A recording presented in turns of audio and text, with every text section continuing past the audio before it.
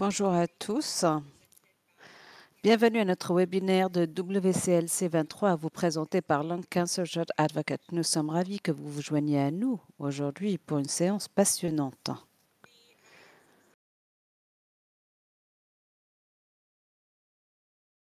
Le programme ELC Star est un programme mondial avec un public mondial. Nous sommes heureux d'offrir une interprétation en simultané en 6 langues: chinois, français, allemand, grec, japonais et espagnol. Pour activer la fonction d'interprétation sur Zoom, suivez les instructions indiquées sur la diapositive. Sélectionnez le bouton globe d'interprétation, sélectionnez votre langue et notez Off ou bien maintiendra le webinaire en anglais, puis sélectionnez Muet en audio original afin que vous n'entendiez le webinaire que dans votre langue. Nos guides d'utilisateurs dans les langues proposées sont accessibles via le lien dans le chat. Nous tenons à remercier nos sponsors et partenaires pour leur soutien au programme ELC Star cette année. L'objectif du programme ELC Star est d'aider les défenseurs actifs des patients atteints du cancer du poumon à évoluer et les défenseurs de la recherche sur les patients. Par les objectifs du programme comprend construire un réseau de soutien des ARP de LC, éduquer sur la science et la recherche, modéliser des moyens efficaces pour communiquer la science et la recherche et identifier les opportunités de plaidoyer pour la recherche. Nous avons quelques règles pour aujourd'hui, pour ce webinaire. Les questions seront abordées par les panélistes lors des questions-réponses en direct à la fin de la session. Pour soumettre des questions, utilisez la fenêtre questions-réponses. Et comme je l'ai déjà dit, le guide d'utilisation de l'interprétation sont affichés dans le chat. Veuillez noter que la fonctionnalité de clavardage n'est pas activée pour les participants.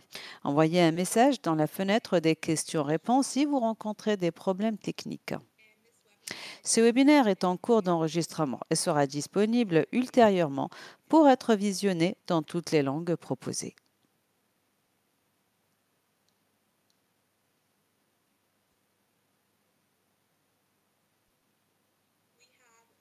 Nous avons 4 présentateurs et un modérateur qui partageront leurs idées et leur expertise avec nous.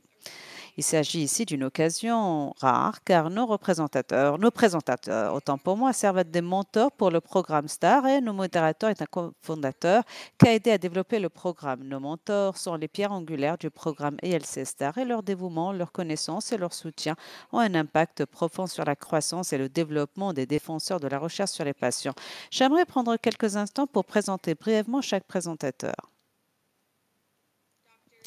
Dr Upal Basu Roy est directeur exécutif de la recherche à Lung Activity Foundation, le principal groupe de défenseurs des patients atteints du cancer du poumon aux États-Unis.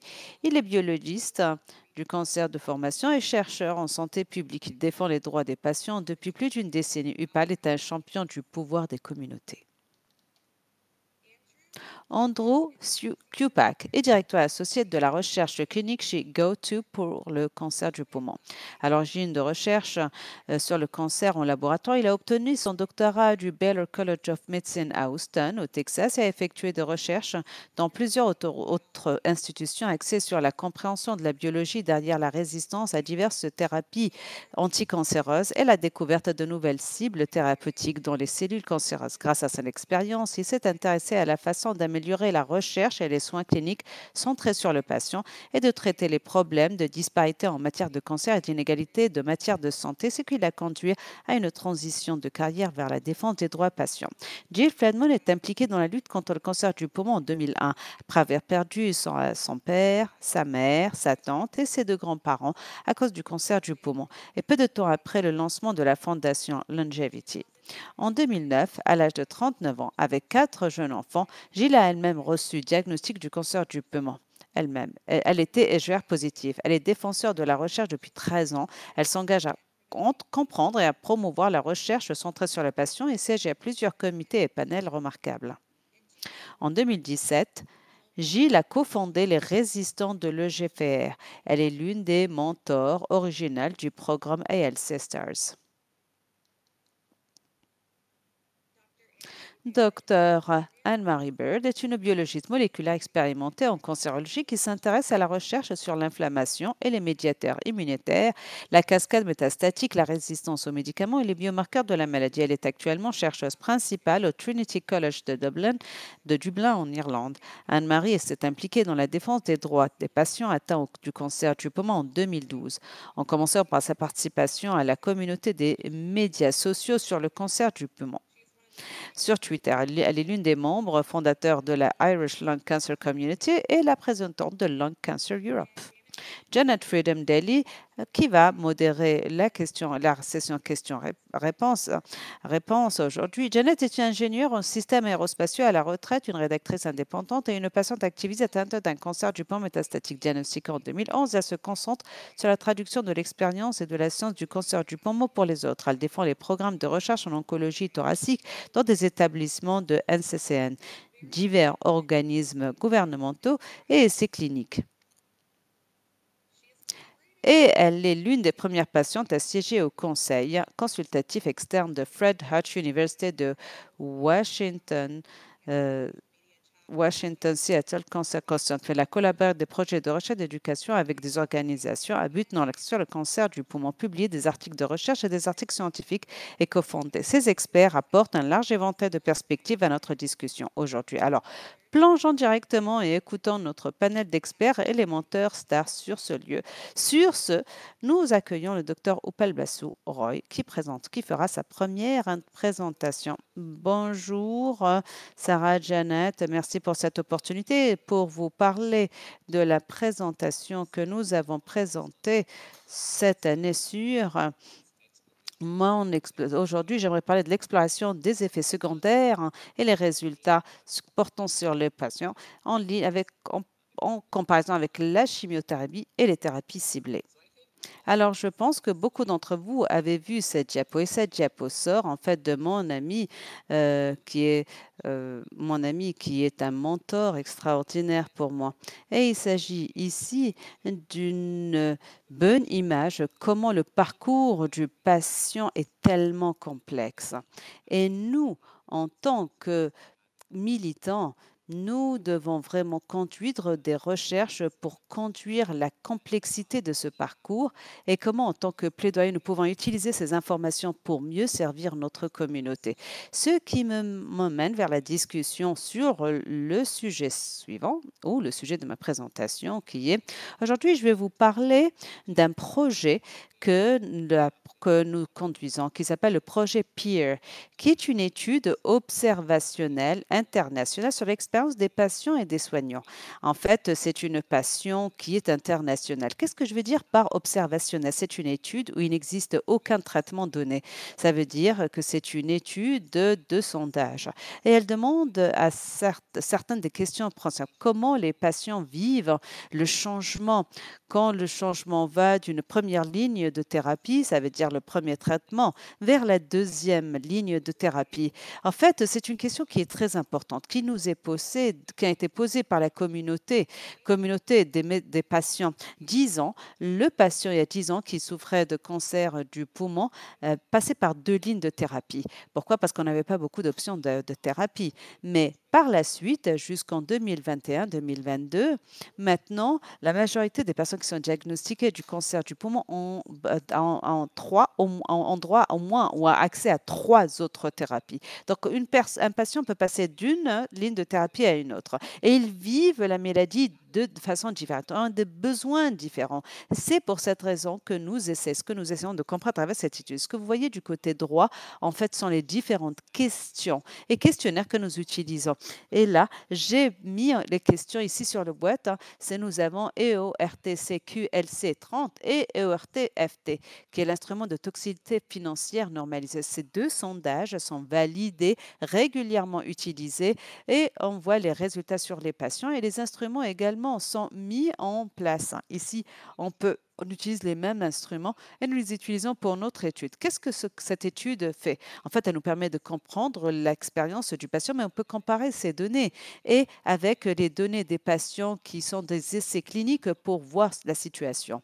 Mais ce n'est pas de ça dont il s'agit en fait. Mais je vais vous expliquer pourquoi cette étude est importante et comment l'expérience des patients change. Diapo suivante, s'il vous plaît.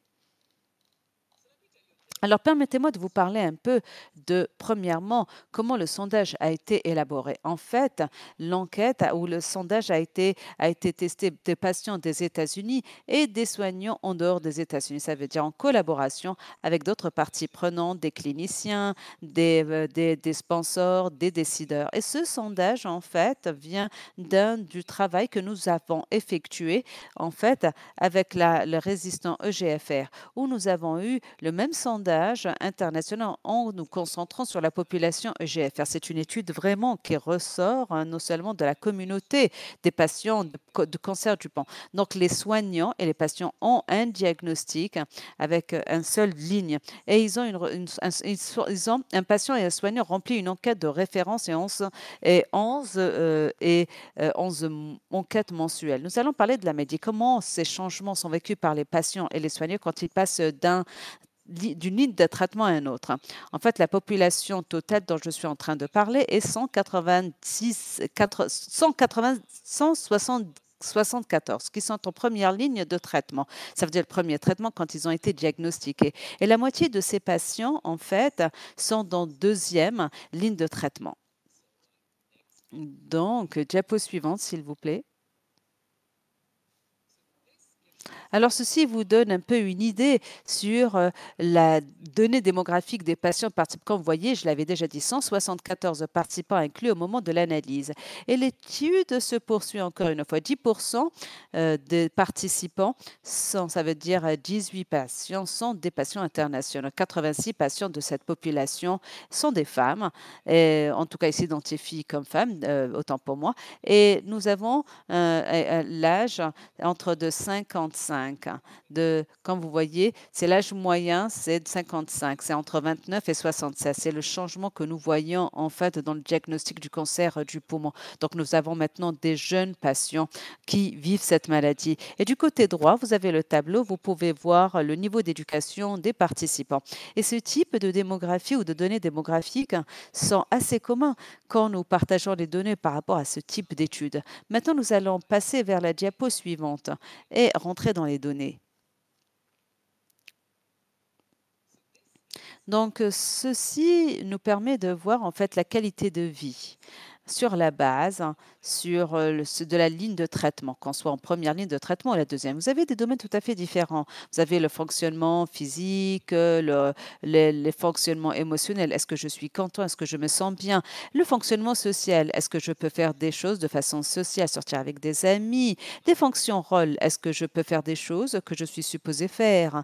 Et comme le rôle par rapport que je fais de chez moi, que je fais dans mon travail, le fonction cognitive. Est-ce que je me sens mentalement capable et bien? Donc, le statut mondial de santé, c'est en fait le statut mental de la santé en tant que une fois, ces questions sont standardisées. Et ce que vous voyez dans les deux côtés, nous allons commencer par le tableau haut à gauche.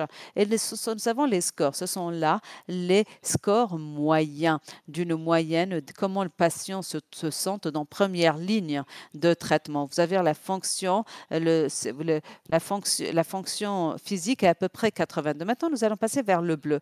Le bleu, en fait, c'est les patients qui vont vers la première ligne de traitement, vers la deuxième ligne de traitement. Et comme vous pouvez voir, chacun de ces domaines, en fait, les scores, la moyenne, en fait, le moyen sont nettement moindres que chez les patients en première ligne. Donc, vous voyez une baisse dans la qualité de vie de ces patients. Donc, cette diapo, en utilisant ces questions validées, clairement démontre que les patients dans la deuxième ligne de traitement, en fait, vivent une baisse de qualité de vie par rapport à l'utilisation de ces instruments. Maintenant, nous passons vers la troisième, la diapo suivante. Diapo suivante, s'il vous plaît. Je m'en excuse, mais en fait, l'écriture est assez légère, donc vous ne pouvez pas la voir. Mais en tout cas, celle-ci, cette diapo voit la question par rapport qui est importante pour nous tous. Qu'en tant que en tant que militant, en fait, la toxicité financière liée au cancer du poumon. Alors, la premier volume, première ligne, vous voyez les patients. La première, c'est la ligne de traitement. Le deuxième, c'est deuxième ligne. Donc, nous avons une question qui est très importante. Est-ce que votre état physique ou votre traitement médical vous a-t-il causé des difficultés financières? Alors, 27% des patients en première ligne de traitement ont dit qu'ils avaient quelques difficultés financières. Mais quand vous voyez le parallèle, la colonne, 56%, le double a doublé entre deuxième ligne de traitement. Ça veut dire en ligne actuelle. Donc, cette question en soi juste, c'est que ceci démontre que la toxicité financière augmente avec la ligne de traitement en passant d'une première à une deuxième. Maintenant, nous allons voir ces questions granulaires. Et je ne vais pas passer ces questions en refus, mais je vais, en raison de votre condition physique ou de votre traitement médical à cause de votre cancer du poumon, avez-vous eu des dépenses supplémentaires que vous avez eu des difficultés à payer? Ou vous n'avez pas eu des moyens pour vous habiller, pour manger. Donc, 11% des patients ont doublé. Donc, le quart des patients en deuxième ligne, en fait, de thérapie, en 26% ont dit qu'ils avaient quelques difficultés pour acheter des choses de base comme la nourriture et des vêtements. Maintenant, nous allons voir la dernière. Avez-vous eu à emprunter, avez-vous à emprunter de l'argent ou vendre des effets personnels? Alors, comme vous pouvez le voir, c'est vraiment la différence entre la première ligne, deuxième. Alors, nous allons passer vers la dernière diapo, s'il vous plaît. Alors, j'espère que j'ai pu vous convaincre que l'impact du traitement du cancer du poumon est cumulatif par rapport à la première, à la deuxième ou troisième ligne de traitement. L'impact est cumulatif. Nous voyons une diminution de la qualité de vie et l'augmentation de la toxicité financière. Et j'espère que vous avez vu les deux côtés, une faiblesse de la qualité de vie et une augmentation de la toxicité financière. En tant que chercheur, membre et militants, nous devons garder cela en tête car ce type de données doit être incorporé dans les prises de décision, dans l'éducation, dans les prises de décision en matière de traitement. Quand on ne fait pas assez de ces études, les médecins doivent avoir des conversations sincères avec les patients pour dire, voilà, vous devez changer d'une ligne de thérapie à la deuxième. Donc, nous devons parler de votre situation financière. Nous devons parler de vos sentiments. Donc, j'espère que je vous ai convaincu d'utiliser ces données qui impactent et voir l'impact du cancer du poumon qui est un effet cumulatif. Encore une fois, merci, merci, merci de m'avoir permis de présenter ce travail et notamment, c'est un privilège d'être capable d'être la voix de notre communauté dans un forum aussi important.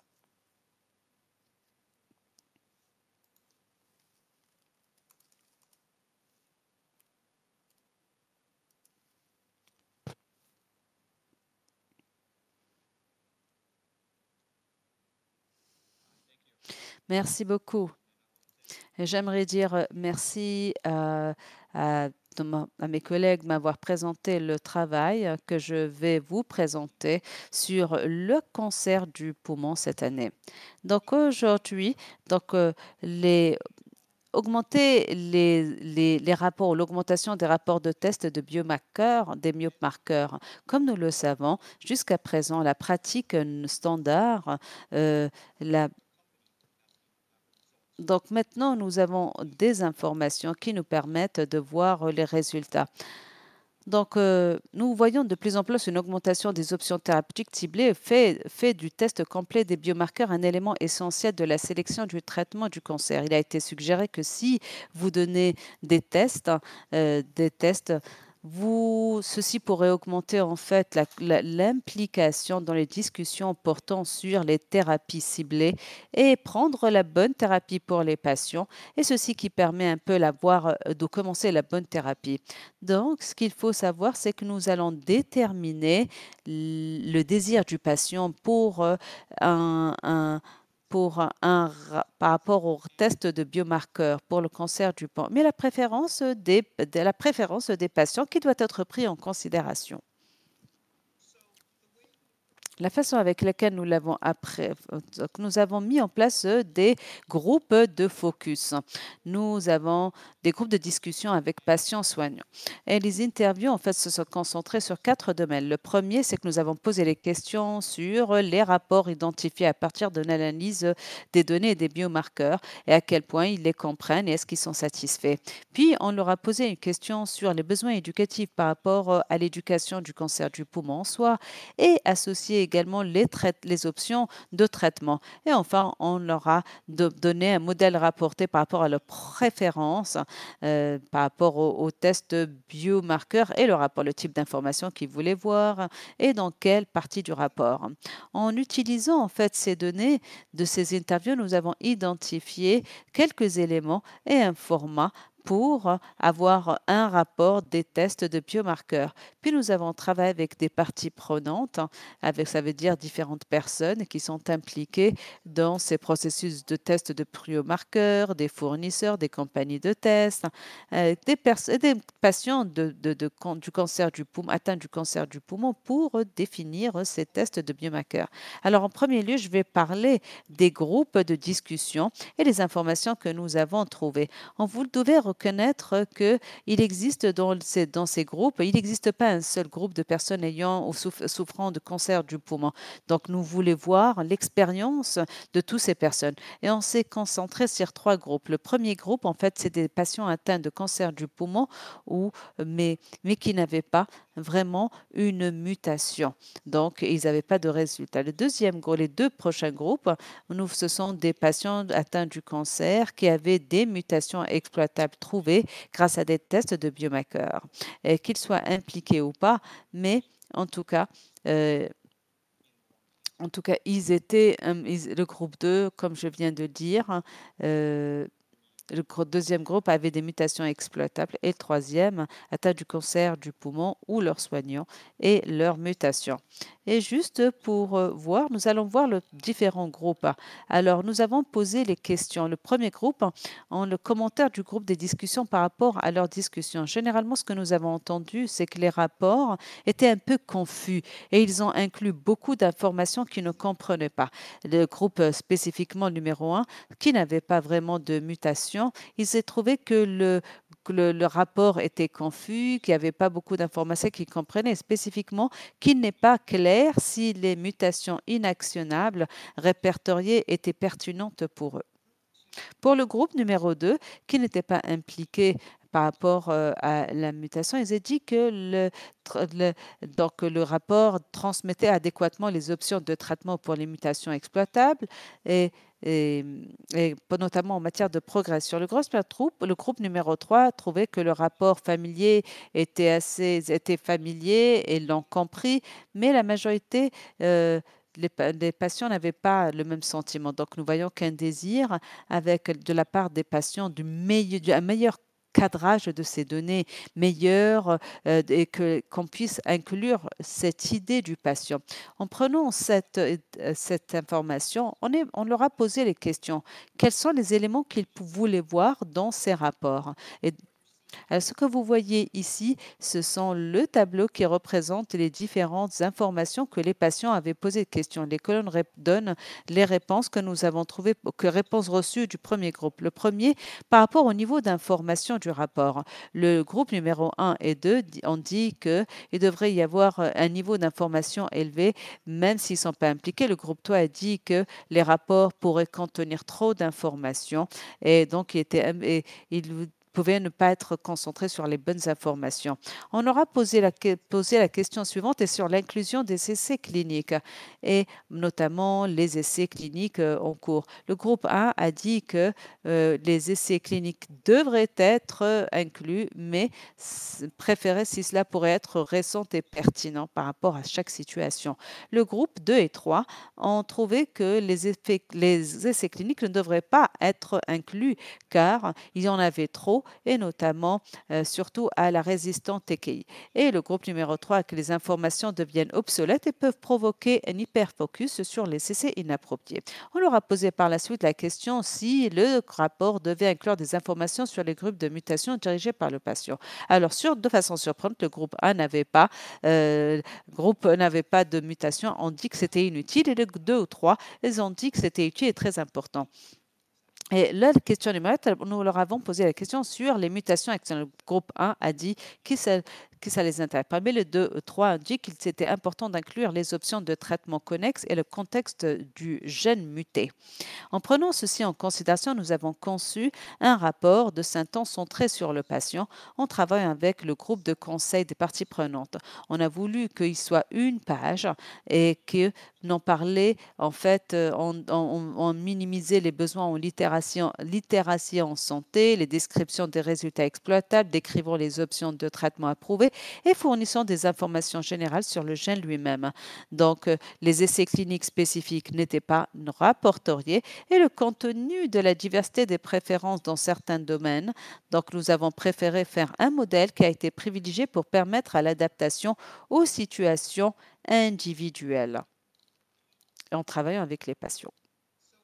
Donc, en conclusion, en fait, nous avons trouvé qu'il existe dans ce rapport qu'il était important d'avoir, que ces rapports doivent être centrés sur les patients et que nous devons travailler dans le plaidoyer afin de développer ce rapport sur les biomarqueurs. Le rapport montre des différences, mais il existe également des points communs que nous soulignons ici. Nous allons prendre ceci en considération dans les études à venir et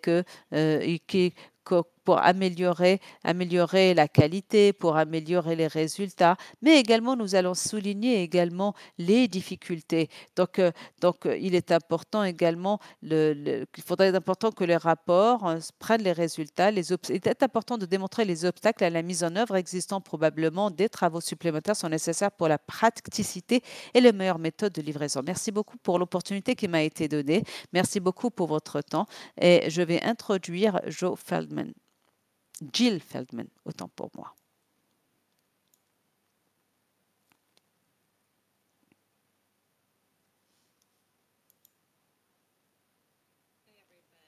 Bonjour à tous. En premier lieu, j'aimerais remercier IASLC pour l'opportunité qui m'a été offerte pour présenter ce travail.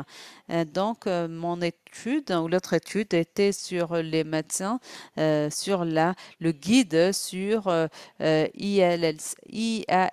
Bien que nous avons eu beaucoup de recherches pour les patients atteints du cancer du poumon, nous savons que la stigmatisation reste présente et un problème.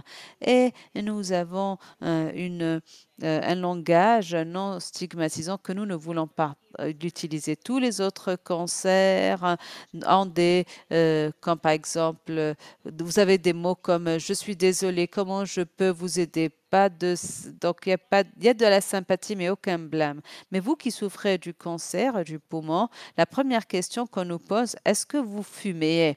Et ces trois mots qui sont des questions pourraient apparaître qui ne font pas du mal, mais portent en fait ces stigmatisations et des implications importantes. Et les recherches montrent que les stéréotypes, les préjugés, la discrimination et la stigmatisation affectent les patients atteints du cancer du poumon, mais également leur famille et et ça affecte les opportunités. Comme c'est un cancer, le cancer du poumon, comme c'est le cas pour les autres cancers, affecte le travail, mais également le langage que nous utilisons doit promouvoir l'empathie et arrêter le jugement. Donc, les mots sont importants. Pas seulement, ce ne s'agit pas d'une phrase. C'est une vérité quand on parle du cancer du poumon. Il est important qu'on reconnaisse l'urgence de arrêter la stigmatisation, de respecter la dignité du patient. L'IASA a été créé et un guide a été mis en œuvre. C'est un effort conjoint entre l'ISLC, les militants et les patients et les groupes de focus ou de discussion discussion. Et l'objectif était en fait, et beaucoup de personnes des différentes disciplines et d'autres organisations également. Le guide n'est pas vraiment, euh, n'énumère pas, mais en fait, c'est une étude qui vise en fait à sensibiliser et promouvoir l'inclusion. Donc, le guide a été approuvé en 2021 par l'ISLC, son conseil, de façon unanime. Et notre étude a analysé, en fait, alors qu'elle crée, par exemple, pour des abstraits de représentation, notre objectif est que la communauté puisse commencer à utiliser ce langage. Donc, notre étude voyait la présentation de 2022. Et donc, cela a été approuvé pour regarder l'adaptation d'un langage non discriminant dans cette première année. On voulait voir s'il y avait des corrélations avec ces points-là et avec les différentes caractéristiques. Donc, nous nous sommes focalisés sur le terme fumeur parce que c'est le premier mot de la liste du langage stigmatisant, du guide du langage stigmatisant. Fumeur, tabagique, c'est on déshumanise complètement. C'est pas une personne, c'est un comportement. Donc nous avons une recherche pour son utilisation dans la présentation et puis ensuite nous avons analysé le contexte. Alors, 77 ont parlé le tabagisme et 43 ont seulement utilisé une formulation non stigmatisante, comme vous pouvez le trouver ici. Que le langage non stigmatisant était plutôt utilisé par les médecins, par et des groupes de défense des patients. Mais les principales leçons, c'est que tous les groupes ont démontré un changement positif. Si vous regardez, il n'y avait pas nécessairement une significance statistique dans les autres catégories, mais encore une fois, la diversité en matière de contenu et de spécialité montre qu'il y a des avances positives et qu'il y a un changement d'attitude dans la manière dont les gens parlent du cancer du poumon. Alors le guide, de formulation avait déjà fait beaucoup de progrès dans notre communauté, comme je vous l'ai montré, mais il se développe également au-delà de notre communauté d'oncologues. Je pense que l'impact le plus important, c'est de la communauté en dehors de la communauté du cancer du poumon. Le centre, le réseau national sur le cancer ont sorti une directive sur les formulations qui, en fait, cite le guide sur le langage non discriminant et le NCCN, donc le réseau national de réseaux. Il sert d'orientation en ce qui concerne les cheminements patients en matière de traitement. Donc ça, c'est fondamental qu'ils soutiennent ce langage non discriminant. En effet, ça devrait changer la situation, mais bien évidemment, il y a toujours des défis et nous reconnaissons ces défis. Donc il y a les vieilles habitudes, ont du mal à mourir. Le langage n'est jamais statique et le guide également, est également dynamique. Donc on travaille donc à une deuxième version pour adresser un certain nombre de ces défis, comme par exemple, la recherche en ce qui concerne le tabagisme qui présente les données sous forme de tableau, les acronymes. On a commencé à des discussions sur des plans de lutte contre la discrimination et c'est de développer des moyens pour mesurer le succès sur une échelle plus large et nous avons également reconnu que si c'est une étape cruciale, ce n'est pas la seule étape, qui doit être entreprise. Nous essayons véritablement de travailler sur la manière dont les chercheurs, du haut vers le bas travaillent et mènent leurs études pour que ça soit cohérent, non subjectif, comparable et que ça soit présenté de manière à ce que les patients et les soignants puissent le comprendre et puissent l'exploiter. Compréhensible pour des gens qui n'ont pas un doctorat, mais néanmoins comprennent les données scientifiques.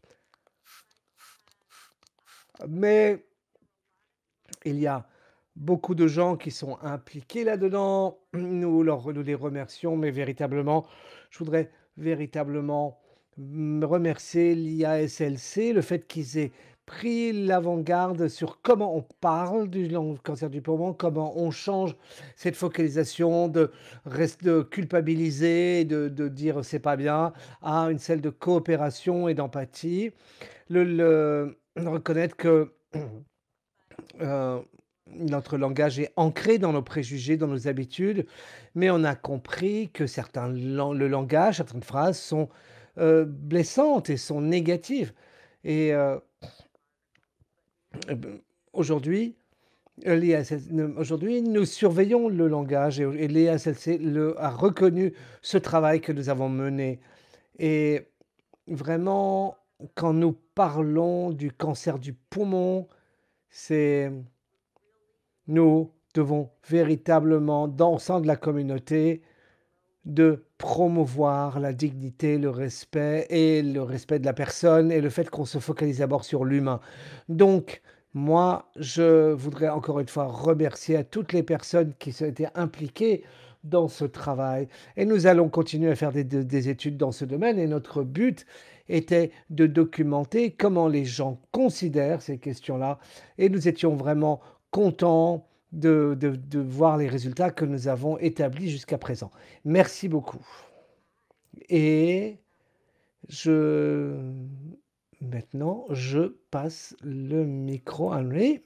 Merci beaucoup.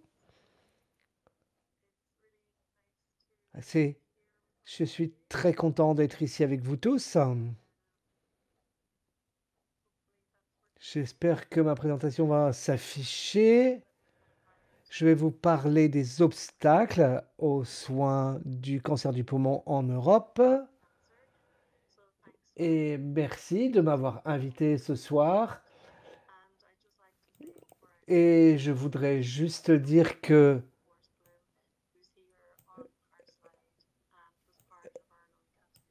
hem, que malheureusement une des collaboratrices, donc dont l'interprète, s'excuse mais il n'a pas madame Forsblom nous a malheureusement quittés, elle est malheureusement décédée.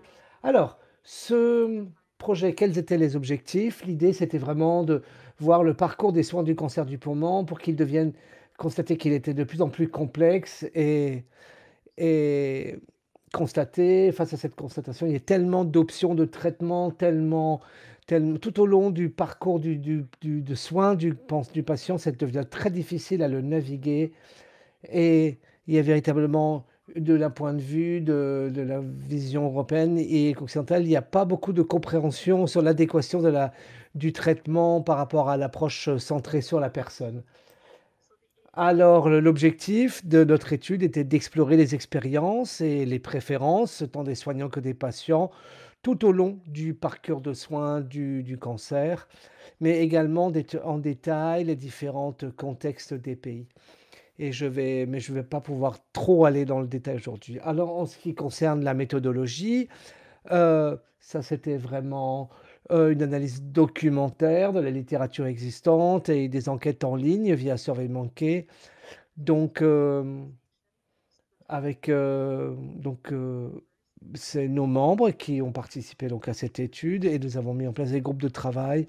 Donc il y a un certain nombre de gens qui participent à ces groupes de travail pour aider à développer les projets et et les gens ont donc, contribué via les formulaires, les enquêtes en ligne avec des questions sur, la le langage qui était, utilisé dans ces enquêtes et bien évidemment, nous essayons de travailler dans autant de langues que possible puisque nous sommes en Europe et en ce sens, nous avons été en mesure d'avoir cette, enquête menée dans 17 langues différentes. Un rapide aperçu des données démographiques des participants. La majorité étaient des femmes, 70,3 dans la tranche d'âge 55-64 ans, soit 40%. Et ça, c'est vraiment ce que nous avons constaté dans d'autres enquêtes précédentes. Même si notre tranche d'âge peut varier de 25 à 75 ans, la majorité des répondantes étaient en stage 4 avec un et presque 60% étaient positifs pour un marqueur répondait à un type de marqueur moléculaire. Il faut néanmoins dire que sur la base des données, qu'il y avait à peu près 26% de ceux qui ont participé, ils ne savaient pas si leur tumeur avait été positif ou par le test du biomarqueur ou pas. Donc ça nous rejoint, ce qu'on disait en ce qui concerne la complexité sur les tests, lire compréhension des résultats de biomarqueurs et la grande majorité également des gens qui vivaient en milieu urbain et avaient un niveau d'études supérieur. À peu près 60 des répondantes et France, Allemagne, Pologne et Grèce, hein, et la Grande-Bretagne. Donc nous avons étudié un certain nombre des données dans la voie de diagnostic, puis on les a séparées en différentes catégories. Il y avait beaucoup de points autour en ce qui concerne de diagnostic précoce et donc le dépistage du cancer du poumon n'est pas en précoce, n'est pas mis en place, systématiquement dans beaucoup de pays. Donc pour la plupart des patients, ils ont dit que c'était important qu'il y ait des programmes de dépistage précoce. Les gens disaient aussi que, heu, disaient que la formation sur le cancer du poumon, elle leur avait pas été donnée par leur médecin et qu'ils étaient obligés d'aller consulter un expert. Donc ils disaient qu'il fallait que le médecin généraliste ait plus de capacité, et donc soit mieux formés à la question du cancer du poumon. En ce qui concerne les priorités pour améliorer la voie de diagnostic, encore une fois, les temps d'attente, les délais avant de pouvoir voir les experts doivent être réduits. Parfois, dans la voie de diagnostic, on a beaucoup de gens donc qui disaient que d'avoir un contact primaire, alors plutôt que d'avoir plein d'experts différents, entre les mains lesquels vous passez, et étonnamment qu'il y a encore des histoires de conflits, de vraiment s'assurer qu'il y a une présentation très claire de l'information, du suivi, que le patient sache qu'est-ce qui se passe en ce moment et qu'est-ce qui va se passer ensuite. Et donc là, c'était la question, c'est comment améliorer la communication et les priorités et vraiment s'en focaliser sur des meilleures capacités et talents de communication, empathique également, mais également d'éducation sur les données, la compréhension de données et essayer de réduire le langage ou la présentation compliquée. Si on regarde maintenant la voie de traitement, il y a différentes sphères qui n'ont pas été suffisamment adressées par les équipes de soins et je pense que ça ne vous surprendra pas, mais il y avait vraiment ce côté émotionnel, physique, les besoins émotionnels, physiques, et psychologiques des personnes. Ceux qui se sont trouvés le plus difficile, les gens, les répondants dans la voie de traitement, c'était l'anxiété avant les traitements chirurgicaux, où il y avait souvent, par exemple, en opération chirurgicale, il y avait beaucoup de difficultés au cours de la gestion de la douleur associée à l'opération. Et évidemment, la radiothérapie, les conséquences, des questions autour de la faiblesse, la fatigue, comment gérer le stress et l'anxiété pendant la radiothérapie. Et il y a d'autres questions identifiées autour en pharmacothérapie, en ce qui concerne les priorités pour, avant et après le traitement.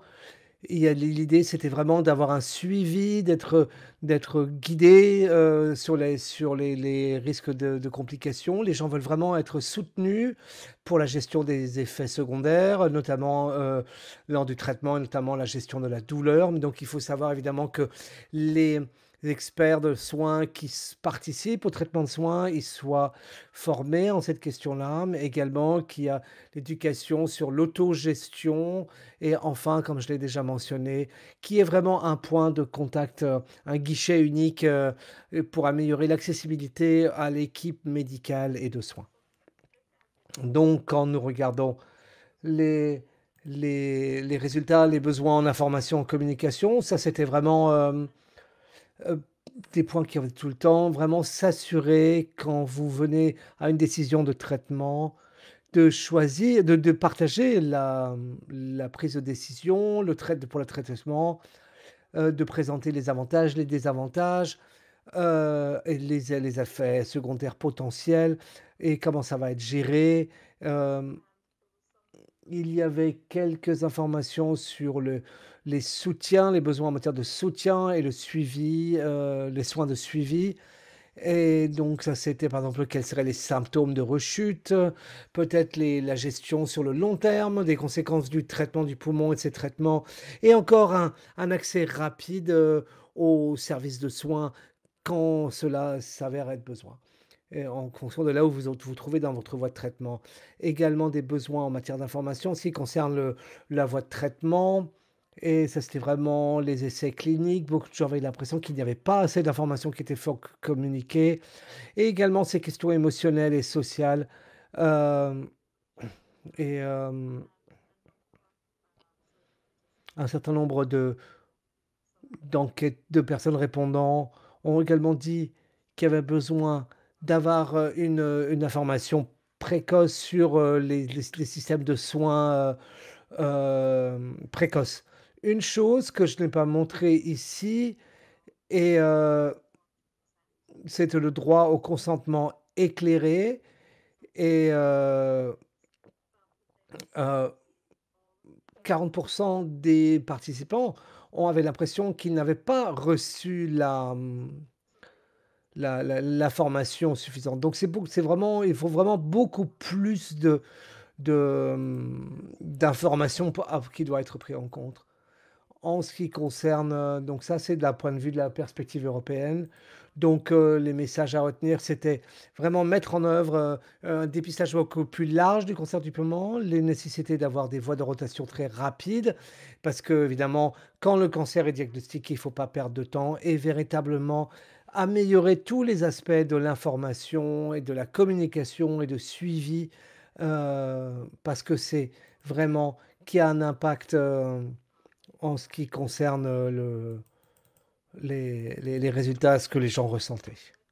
Sur ce, je vais passer à mon collègue qui va lancer la session de questions-réponses. Merci beaucoup Anne-Marie. J'invite, tous nos orateurs à revenir, à l'écran, s'il vous plaît. Merci à vous tous d'avoir partagé, ce travail important, et pour améliorer j'ai plusieurs questions qui vont se focaliser. Comment les gens peuvent s'impliquer dans ces projets? Comment est-ce que vous êtes impliqué dans vos différents projets individuels? Quel était votre rôle? Anne-Marie, je vais passer par toi en premier. Alors, comment ce projet a démarré avec notre groupe de cancer sur le poumon? C'est que tous les membres travaillent ensemble, au même moment de l'année et on définit différentes priorités et ce que nous essayons de faire, c'est d'essayer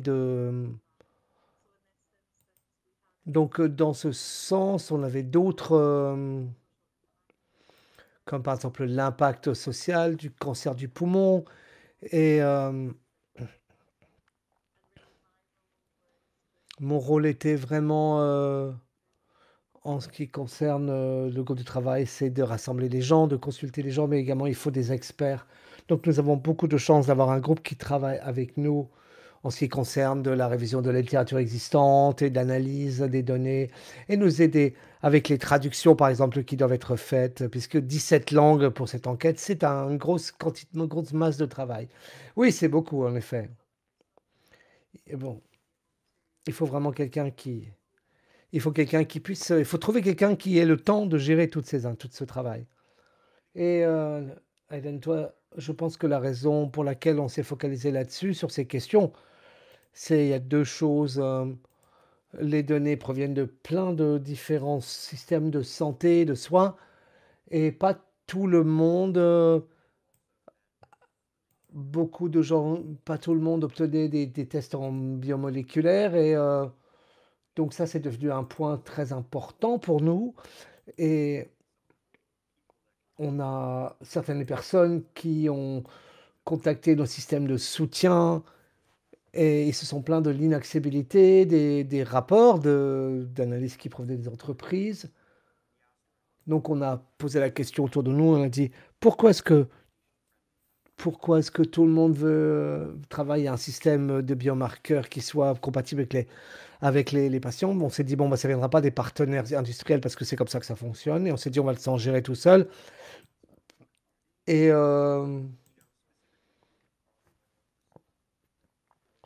spécifiquement avec les gens avec qui je travaille très étroitement, je me suis focalisé plutôt sur la conception des questions qu'on allait demander et comment obtenir qu'on ait bien les bonnes informations et que les suggestions qu'on donne sont ouvertes et vraiment permettent aux patients de vraiment collecter les expériences du patient. Voilà, c'est vraiment un travail de partenariat. Voilà, il faut une équipe pour gérer cela. Absolument. Jill, et de ton côté?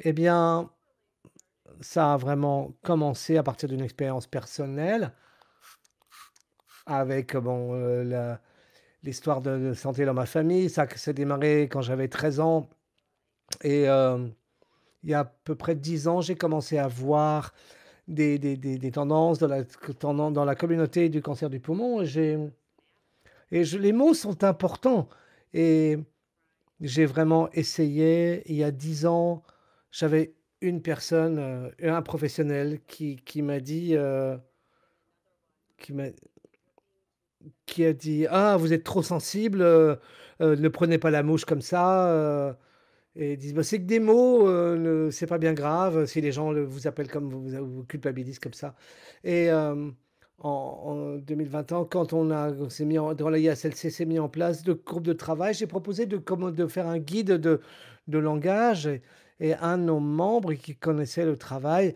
en cours et qui s'intéressait le travail là sur le vocabulaire utilisé dans les recherches, dans les travaux de recherche, dans les relations avec les patients et moi je travaillais également avec la table ronde sur le cancer du poumon et la stigmatisation des porteurs de cancer du poumon et voilà. La motivation elle était là, donc l'idée j'ai rassemblé tout le monde et d'autres disciplines et des gens dans les organisations également et voilà. Je suppose que les gens à l'époque, voilà, le moment était venu, les gens étaient prêts à entendre cela et à réagir et mais voilà, ça a été un travail de passion, et il y a beaucoup de mains et beaucoup de cœurs qui ont contribué. Voilà, c'était, merci beaucoup.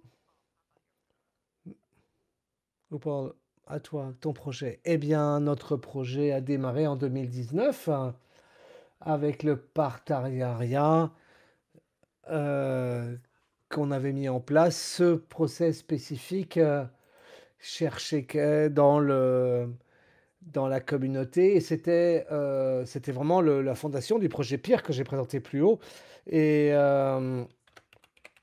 c'est vraiment, voilà, les questions, qu'on pouvait poser à la communauté, des patients parce qu'il n'y avait pas eu de il y avait pas eu de travail fait là-dessus, qui essaie sur essayer de comprendre en expérience de patients dans cette communauté. Donc c'est vraiment à nous les chercheurs de poser des questions et faire avancer cette recherche. L'autre point sur le projet de PIR qui était la partie clinique, c'est nous en tant que patients, en tant que défenseurs des patients, on est très sensible au fait qu'on doit également avoir d'autres parties prenantes qui participent à ce projet. Nous, on peut faire un projet par nous-mêmes, mais si les données ne sont pas utilisables par d'autres parties prenantes, si d'autres parties preneurs ne participent pas ou s'approprient pas cette étude, alors on perd notre temps. Donc, on s'est concerté avec le FDA, par exemple, et un certain nombre de ces projets, c'est des comparaisons entre les essais cliniques et les expériences, parce qu'il y a déjà des gens qui collectent ces données et donc, voilà, c'est comme ça que ce projet a démarré et c'est comme ça qu'on a apporté la proposition de valeur à la communauté. Il y a un peu une idée, commune, c'est qu'au départ, il y avait une idée, mais en fait, pour le mettre en place, il fallait rassembler tout le monde, il fallait vraiment faire les choses en place. Ceci, étant dit, combien de temps il a fallu du moment où le concept de la première idée du projet jusqu'à parvenir à l'état final que vous pouvez présenter? Évidemment, vous n'avez peut-être pas tout le calendrier, mais grosso modo, à la Rouppal? Eh bien, est-ce que j'ai le chiffre exact, j'ai la date exacte. La priorité a été lancée en 2019 et on a présenté ça aux différentes parties des priorités de la recherche en 2020, 2019-2020 et et les priorités, ont abouti, au projet PIR, donc 2019-2023 quand on était en phase de rédaction. Donc ça vous donne une idée de la durée et le projet PIR a démarré en 2021 et nous avons présenté nos résultats, préliminaires en 2023, un peu plus détaillés cette année. Je pense que l'organisation est importante parce que faire une étude régulier avec un soutien des parties prenantes, ça c'est fondamental. Andrew? Oui, eh bien, alors, il y a un certain nombre de conversations qui ont formé l'idée au départ, mais vraiment, démarrer le projet et on a mobilisé des gens pour nous aider, pour contribuer, pour nous aider à enrichir ce projet et également de trouver les ressources pour le faire. Mais du moment où on démarre le projet jusqu'à la fin et ça met à peu près un an, un peu plus, hem, pour discuter avec les différentes parties prenantes des soins et ensuite analyser les résultats, un an et demi. Merci. Jill, je vois que tu y penses, tu en as déjà parlé. Pour ce projet particulier, heu, on a mis quelques mois parce que parce qu'on travaillait sur la littérature existante, on n'a pas eu à refaire des enquêtes. Hem de ne pas lui faire on s'est appuyé sur les présentations et les données de 2021-2022. Ça nous a pris 3 à 4 mois pour véritablement, tout analyser, passer en revue avec le but. Nous, on était satisfaits de ce qu'on avait, on espérait que ça serait le cas, on aurait pu échouer, on aurait pu trouver mais maintenant, nous commençons à faire un travail plus en détail. Emmett, je pense qu'il nous a fallu à peu près 12 mois. Parce que il fallait rassembler les gens, donc il y a vraiment cette question de travail en équipe, se coordonner et ça prend toujours un peu plus longtemps et maintenant on essaye d'obtenir à partir de ces données, de faire une publication qui soit validée par les pairs.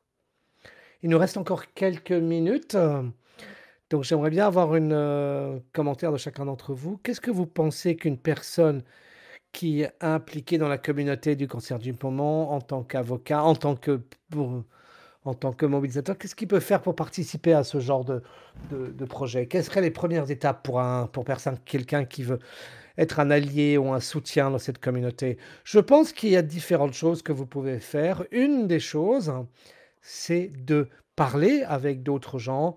J'aime poser beaucoup de questions, moi, personnellement et moi, je vais contacter des chercheurs, des ambassadeurs, des défenseurs, des gens parce que si vraiment c'est quelque chose qui m'intéresse, je veux en savoir plus et un rapide exemple, j'ai récemment fait un travail, avec un autre thème sur lequel je suis vraiment intéressé, c'est la question du dosage. Donc j'ai travaillé avec un chercheur, j'ai essayé de parler, avec lui sur un certain nombre de points. On a commencé à réfléchir ensemble sur ces points. Donc, Janet, tu sais que j'ai contacté cette personne dont on a parlé en en Oregon avec sur les PRO. Donc, je pense que je suis en fait, tenace sur ce point, mais je dois te dire qu'ils sont tout à fait prêts et à répondre à vos questions. Ils sont parfaitement motivés pour ça. Andrew, est-ce que tu veux répondre? Oui, voudrais inciter sur le travail des partenariats.